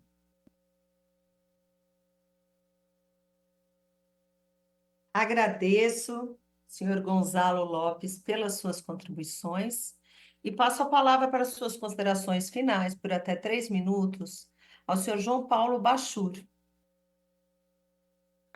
Muito obrigado mais uma vez, deputada. Muito bom te ouvir, Maurício, entender um pouco a perspectiva. Acho que você tocou em pontos super importantes aqui. Eu, assim, só me permitiria fazer um contraponto, assim, para a gente amadurecer aqui com todo super entendendo o ponto de vista de quem já trabalhou no MEC por mais de 10 anos, entendo totalmente. O que eu gostaria de pontuar é na comparação com o SUS e com o SUAS. Porque, por exemplo, quando a gente pega o SUS, nós estamos falando de um sistema único e nacional mesmo. O procedimento ele é um valor nacional e o SUS remunera a rede privada quando ela toma parte, né? E eu acho que essa pelo menos, né, uma visão que eu defendo, o Sistema Nacional de Educação ele não vai suprimir essa repartição de competências federativas. O ensino médio não vai poder ser ofertado no município, a educação infantil não vai para o estado. Então, nós estamos fazendo dentro da federação. Então, eu vejo nele uma especificidade que a gente deveria aproveitar para aprofundar. A experiência do Ceará mostra né? Experiências locais, municipais, estaduais têm efeito na qualidade, o grande ponto da articulação federativa é que uma lei federal não sufoque a potencialidade das redes municipais e estaduais. O Ceará é o maior exemplo disso, né? E aí, deputada, endereçando dois pontos que a senhora pediu, né, de problema, risco e aprimoramento, assim, de risco, o que eu vejo? O maior risco que eu vejo é de a gente reproduzir o que aconteceu com o Fundef, de você prometer uma complementação da União sem teto ao CAC. É um risco para a educação básica, não é um risco da educação superior nem da educação privada. Eu acho que é um risco, não vai faltar coleguinha da advocacia vendendo tese para dizer que a complementação da União, embora esteja na lei dizendo que é facultativa, de que ela é obrigatória, a gente sabe o que isso significa para os cofres públicos. A gente tem um histórico no Brasil em diversas teses bilionárias que atolam o judiciário. De risco desse PL, eu vejo nesse ponto. Pontos de aprimoramento, e aí é um outro ponto que eu defendo que ele seja restrito ao regime de colaboração na educação básica pública, é que aonde o PL não trata disso, ele avança pouco, né? Quando a gente pega, o que tem de sinais? Tem um artigo que não muda nada da lei de sinais, que é um sistema todo complexo. Então, assim, a lei ela tem que resolver um problema, ela tem que endereçar a solução para um problema da sociedade. Né? Por exemplo, quando a gente pensa na educação profissional, será que a gente precisa reproduzir na educação profissional o que a gente vê nos sinais, uma máquina de avaliação, né? E, enfim, por fim, o último ponto, quando fala que a União pode participar do financiamento de instituições estaduais e municipais. Então, assim, de risco eu vejo esses dois pontos de impacto financeiro nos cofres públicos, que eu acho que isso é realmente, assim, sinal, alerta laranja.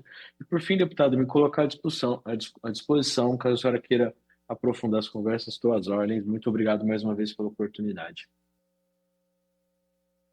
Muito obrigada, Dr. João Paulo Bachur, pelas suas contribuições. E passo a palavra agora ao professor Alisson Massotti para suas considerações finais. Ele que é professor da Associação Brasileira de Instituições Educacionais Evangélicas. Ok, agora me ouvem bem, colegas? Muito bem. Ótimo. Então é o seguinte, endereçando o primeiro ponto que a deputada colocou com relação a sugestões de ajustes no texto, nós nos comprometemos a encaminhar para a sua assessoria aquilo que entendemos que seria pertinente e necessário em termos de ajuste para que a senhora, dentro do parlamento, pudesse fazer um encaminhamento devido dentro do processo de tramitação. Agora, quando falamos em risco, eu vou pedir liberdade aos meus colegas para sair um pouco do sistema privado. Eu já havia conversado isso com o Maurício, se eu não estou equivocado, na audiência com o Edivan também eu estava, eu vi isso dele, acabei de fazer referência. O maior risco que eu vejo é o da governança, porque uma composição onde o governo federal tem 4 representantes do Ministério da Educação, um representante do Ministério da Economia, 5 representantes da Undime, 5 representantes do Concede, 10 sempre será um número maior do que 5, ponto. Então, eu penso na questão da governança e os impactos em cadeia que isso vai gerar, como o doutor Bachur muito bem colocou. Então, nós vamos ter um problema muito sério de gestão. A gente já vem pontuando na questão da educação superior o problema da regulação e da avaliação, que tem que envolver uma articulação feita e fina e estreita entre INEP, SERES e CNE. Sem isso, não conseguimos avançar. E de igual modo para as outras instâncias. Então, o maior problema eu vejo para a governabilidade, como é que vai ser feita a gestão deste sistema. O tensionamento político vai ser muito forte. Então, este é o grande risco. Nós corremos o risco de termos um ministro da Educação, me permitam aí o paralelo, que vai ser como se fosse, a gente às vezes diz, a rainha da Inglaterra, que reina, mas não governa. E trago aqui, finalizando, as palavras do conselheiro Cordão. O conselheiro Cordão, quando fez a saudação aos novos conselheiros do Conselho Estadual de Educação de Minas Gerais por ocasião da posse deles, na qual eu estava tomando posse, ele falou assim: nós temos que pensar muito bem antes de criarmos regulamentos, leis, decretos, a que servem. A gente tem que ter certeza daquilo que a gente está fazendo. E entendo pela fala unânime de todos os presentes aqui, e se a gente ecoar isso para a sociedade brasileira como um todo, que nós não estamos maduros ainda e que esta proposta precisa ser ajustada, em prol não de um grupo ou de outro, mas em prol da sociedade brasileira como um todo. Muito obrigado. Muito obrigada, professor Alisson Massotti, pelas suas contribuições e clareza. Eu passo a palavra agora para suas considerações finais, o senhor Bruno Coimbra, que é representante da Associação Brasileira de Mantenedoras do Ensino Superior. Deputado Adriano Ventura, eu agradeço imensamente a provocação. O que seria necessário para que a gente acomodasse melhor esse projeto dentro do ordenamento jurídico, né, já vigente? Você, assim, muito franco e direto, numa percepção exclusivamente normativo-jurídica, sim, a exclusão daquilo que eu chamei de um fragmento da lei dos sinais que está colocado nesse PL, e depois de menções esparsas à questão do setor privado, porque é essa a nossa percepção desse projeto. Teve apenas uma inserção, inclusive literal, da lei dos sinais, e também menções ao longo do texto que não tiveram, né, acomodações.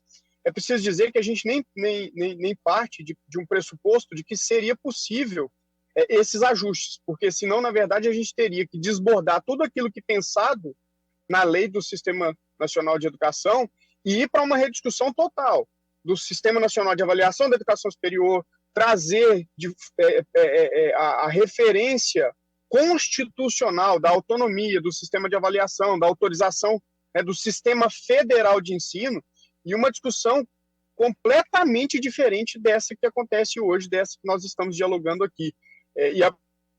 Vou tentar ser rápido aqui, mas ela é extraordinária, porque eu também me angustia dizer sobre a existência, né, de um sistema de avaliação, de referenciais. É o que nós mais temos hoje, né? As visitas em loco, autorização, reconhecimento, renovação de reconhecimento, ciclo do ENAD, recredenciamento, renovação de recredenciamento, 5 cursos até com maior controle, que é psicologia, direito, enfermagem, odonto, e a medicina, com todo esse cenário da medicina, cujo referencial da medicina hoje é o referencial da OCDE. Então, uma repactuação em relação aos referenciais, aos pressupostos, às premissas das quais a gente vai partir, porque esses pressupostos e premissas, até pela fala do doutor Bachur, que originaram esse sistema pensado, quando se faz a alocação desses referenciais do Sistema Federal de Ensino, na nossa modesta percepção, não houve um encaixe.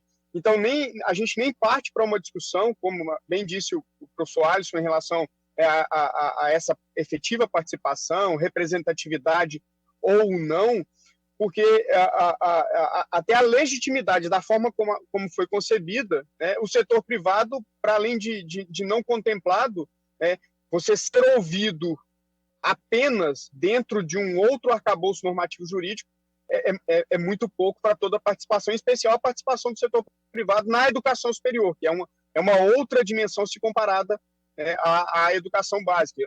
Os referenciais se invertem da participação, seja ela para as instituições com finalidade lucrativa ou sem finalidade lucrativa. Então, eu partilho mais uma vez de todas as impressões aqui, de que para que esse processo possa avançar, esse projeto possa avançar e ter a concretude que é esperada do projeto, precisa de revisitar o projeto e tirar aquilo que não lhe é próprio, não lhe é natural, não foi concebido assim para que ele evoluísse a presidência da República recebesse uma norma para que ele pudesse publicar uma lei que efetivamente instalasse um Sistema Nacional de Ensino para a consecução daqueles propósitos. Propósitos esses, né, Dr. Bachur foi muito técnico ali nas palavras, muito diferente do que é o Sistema Único de Saúde, as suas, a participação, inclusive, do terceiro setor dentro do Sistema Único de Saúde, ela é bem diferente do sistema educacional, com as suas especificidades decorrentes do Sistema Federal de Ensino. Então, mais uma vez, acho que avançamos um pouco aqui né, no conhecimento a respeito de todo esse contexto para que a gente possa efetivamente evoluir nessa matéria. Mais uma vez, muito obrigado. Muito obrigada, senhor Bruno Coimbra, pelas suas contribuições, e passo a palavra agora para suas considerações finais para a professora Elizabeth Guedes, da NUB.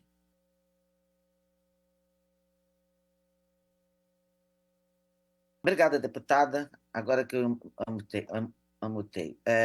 Secretário Maurício, em primeiro lugar, eu jamais cometeria a grosseria de dizer na sua frente, o senhor, sim, um herói da educação básica, porque o senhor mudou o seu estado junto com o seu ministro, que foi seu governador, que a educação básica é uma vergonha. Os resultados dela são uma vergonha para os nossos alunos. E os nossos professores são heróis, a gente sabe disso. Eles estão lá na ponta, combatendo em escolas sem instalações adequadas, sem sinal de internet, sem biblioteca. A gente não está falando de uma escola da Zona Sul. Eu estou falando desses heróis que combatem no interior do Brasil. Então, se eu me expressei mal, eu peço desculpas ao senhor, porque eu sei da seriedade do seu trabalho, da sua dedicação e dos resultados maravilhosos que o Ceará vem colhendo em função da seriedade de vocês. Agora, eu vou voltar ao SUS. Eu e o Bachur hoje estamos de dobradinha, porque eu tinha justamente pensado no SUS quando eu ouvi o secretário Maurício. O SUS é a PPP, Gonzalo, mais bem sucedida do Brasil. São milhares, mais de 4.000 pequenos hospitais atendendo os brasileiros, coordenados pelo SUS, coordenados pelo Ministério da Saúde, mas com uma agência reguladora. Não tem um conselho sentado ao lado da ministra Nízia, com representantes de médicos, de secretários de saúde, decidindo o que vai ser a política pública do SUS. Isso vem dos conselhos municipais e estaduais de saúde e deságua na direção do programa, mas a regulação está na Anvisa. Está lá, a Agência Nacional da Saúde. Ali é que as coisas estão, e não nesse colegiado que se cria. O risco maior que nós temos, deputada, completando o que o Alisson disse na governança, é a politização disso. Quem é que está ocupando? Agora, por exemplo, nas eleições municipais, a direita ganhou, a centro-direita ganhou. Quer dizer, então, que os conselhos municipais vão ter essa influência, isso vai subindo, subindo, subindo, e eu politizo. Né? Os secretários estaduais de saúde, de educação, com todo respeito, são ligados aos governadores. Eles não entendem mais de educação do que eu, que estou há 30 anos no setor. Muitos deles entraram anteontem pela primeira vez. Você entende? E não se esqueçam, né? Foi numa parceria público-privada que os pacientes foram contaminados com AIDS na transfusão de sangue. Então, o risco é se perder o controle da coisa mais importante que o Brasil tem, que é a educação. Educar nossas crianças, para que elas possam olhar o futuro com alguma esperança. Hoje elas não têm. As crianças que hoje estão saindo da nossa rede pública, eu já vou terminar, deputada, saem no segundo grau sem saber resolver uma equação, incapazes de ler e compreender um pequeno texto. Você entende? Isso é que precisa mudar. E se eu faço um sistema eficiente na educação, como eu fiz na saúde, sem querer colocar tudo ali dentro, vamos regular o hospital privado, vamos regular a clínica privada, vamos regular negócio de lipoaspiração, vamos mexer em tudo. Eles não fizeram isso. O SUS, quando o Aroca e o time dele pensaram num sistema, é um sistema único de saúde, não um sistema único de controle de tudo que acontece ao redor da saúde. E aí, secretário, com todo carinho, quando o senhor fala em provimento, eu concordo com o senhor. Provimento está tudo bem. Toda vez que um poder público vier e me pegar e fizer convênio para pegar vaga na creche, completar suas vagas de educação básica, ensino médio, estamos dentro. A determinação tem que ser desse Sistema Nacional de Educação. Agora, quando o Sistema Nacional de Educação quiser dizer a mim, escola privada, como é que vai ser a minha oferta? Como é que vai ser o meu projeto pedagógico? Eu estou obedecendo às diretrizes. Vier me dizer como é que eu posso contratar ou não meu professor, desculpa, isso não é atribuição do poder público. As atribuições do poder público são cumpridas no âmbito da Constituição. E qualquer coisa além disso, concordando com o Alisson, atentar contra a nossa autonomia. Mas eu agradeço de novo e quero pedir desculpas ao senhor se eu falei de um jeito que lhe pareceu assim uma grosseria. O senhor é um cavalheiro, o senhor é uma das pessoas mais educadas que eu conheço, é um querido, eu jamais seria grosseira com o senhor. Obrigada, desculpe se eu gastei muito mais meu tempo.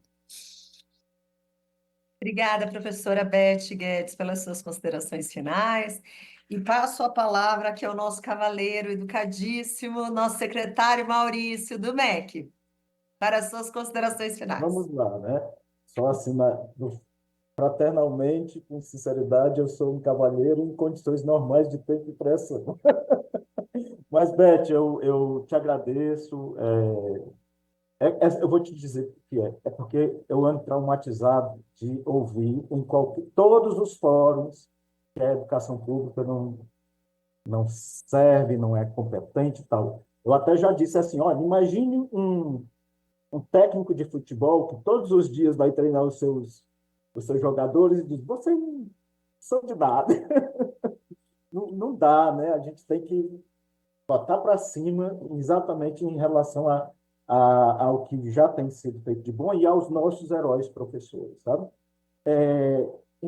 Faço o reparo relevante aí em relação a comparar suas SNE. Eu acho que você pode até ver linhas assim, desenhos, mas uma comparação imediata não é a melhor forma. Eu provoquei, né? Vamos falar algo meio que de mercado mesmo. Eu provoquei a coisa de resultado de particular no piso, porque eu acho sim, no PISA, porque eu acho sim que a concorrência acontece se a escola pública melhora, a escola particular é avaliada pelo mercado e vai ter que melhorar, né? Mas e também acho isso. Quem avalia instituição particular é o pagante. Então, se eu escolho botar o meu filho na escola X ou Y, é porque eu estou avaliando. E, inclusive, assim, a irmã falou de, tipo, minha pegada é Montessori, ou é Waldorf. Assim, fora de qualquer cogitação, uma diretriz de quem quer que seja, de executivo, de conselho nacional, de conselho estadual, de querer intervir no mundo do que fazer de uma instituição particular, né? A outra coisa, assim, é só uma observação, né? Que o conceito de PPP não é exatamente o que a gente usou aqui como PPP, né? Na verdade, o que a gente falou aqui como PPP são colaborações muito, muito bem-sucedidas, na maioria das vezes, mas o conceito de PPP, que funciona, sobretudo, muito bem em infraestrutura, ele tem ressuscitado agora em relação à escola, e é uma outra coisa para a gente discutir, né? Mas se as PPPs toparem construir escolas rapidamente, já estou interessado em ver. E, finalmente, né, dizer que assim, um afago, né, fraterno também, para uma das considerações que eu fiz e que a irmã falou do DNA. Para mim, viu, irmã, foi muito interessante que uma vez eu pedi aqui um dado sobre quais instituições mais agregam aprendizagem quando o menino entra pela faculdade, entra na faculdade pelo Enem, e como é que ele sai como resultado no ENAD. E eu filtrei as 50 e 48 eram instituições sem fins lucrativos, na sua maioria confessionais. Então, assim, isso é já um exemplo de que a gente precisa valorizar o que existe no Brasil de comprometimento com o social e que vem da área pública, né?